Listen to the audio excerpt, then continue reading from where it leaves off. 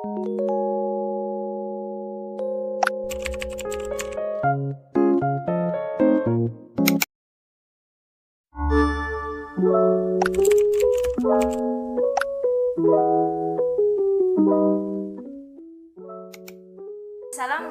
warahmatullahi wabarakatuh. Izin memperkenalkan diri, nama saya Heni Afrikasari, NPM 19 1305 3057, nomor absen 14 dari kelas 4B. Di sini saya akan menjelaskan mengenai kekuasaan dan politik yang terkandung dalam tema 1, selamatkan makhluk hidup, subtema 3, ayo selamatkan hewan dan tumbuhan. Baiklah, sebelum memulai pelajaran pada hari ini, marilah kita berdoa sesuai agama dan kepercayaan masing-masing. Berdoa dimulai.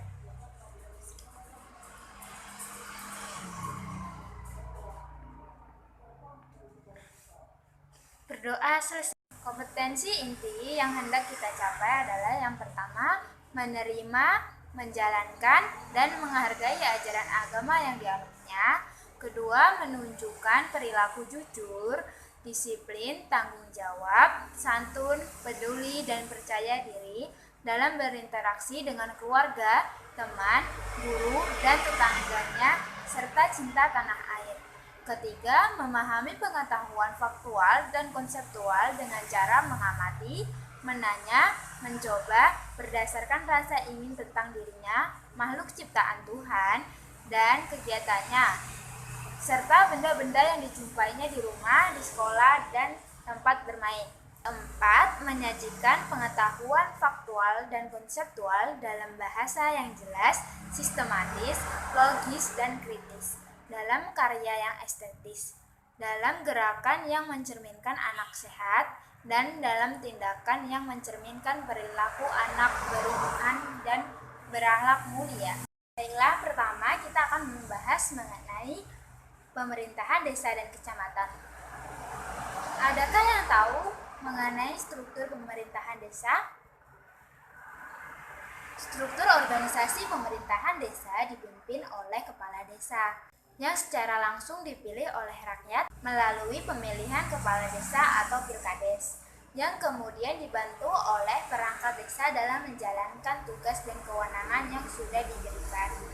Struktur organisasi pemerintahan di setiap desa tidak selalu sama, namun secara garis besar, desa memiliki kepala desa, badan permusyawaratan desa, kepala urusan pemerintahan, kepala urusan pembangunan, kepala urusan kesejahteraan rakyat, kepala urusan keuangan, dan kepala urusan umum.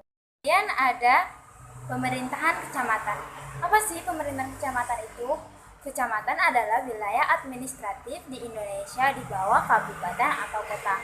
Kecamatan terdiri atas desa-desa atau kelurahan-kelurahan.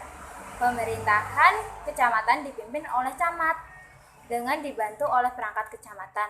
Camat merupakan pegawai negeri sipil dan bertanggung jawab kepada bupati atau wali kota, karena kecamatan adalah bawahan kabupaten atau kota. Perangkat kecamatan juga berstatus pegawai negeri sipil dan bertanggung jawab pada camat.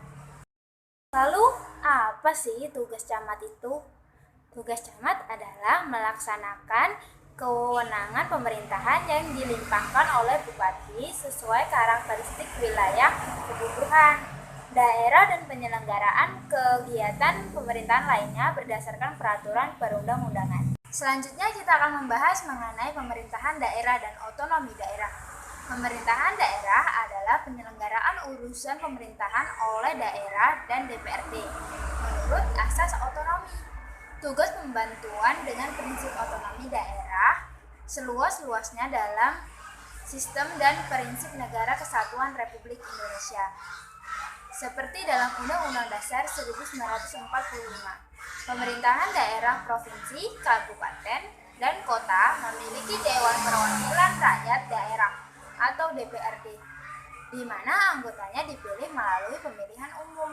Sedangkan otonomi daerah berdasarkan Undang-Undang Nomor 32 Tahun 2004 adalah penyerahan wewenang pemerintahan oleh pemerintahan pusat kepada otonomi daerah. untuk mengatur dan mengurus urusan pemerintahan dalam sistem negara kesatuan Republik Indonesia. Materi yang terakhir adalah demokrasi menuju masyarakat madani. Demokrasi merupakan proses pendemokrasian segenap rakyat untuk turut serta dalam pemerintahan melalui wakil-wakilnya, dengan mengutamakan persamaan hak dan kewajiban serta perlakuan yang sama bagi warga negara. Sedangkan masyarakat madani adalah jaringan kerja yang kompleks dan organisasi yang dibentuk secara sukarela yang berbeda dari lembaga-lembaga negara yang resmi, bertindak secara mandiri atau dalam bekerja sama dengan lembaga-lembaga negara. Kemudian ada sistem pemerintahan. Sistem pemerintahan diartikan sebagai suatu tatanan utuh yang terdiri atas berbagai komponen pemerintahan yang bekerja saling bergantungan dan memengaruhi dalam mencapai tujuan dan fungsi pemerintahan. Menurut Undang-Undang Republik Indonesia Nomor 40 Tahun 1999 tentang pers, pers adalah lembaga sosial dan wahana komunikasi massa yang melaksanakan kegiatan jurnalistik.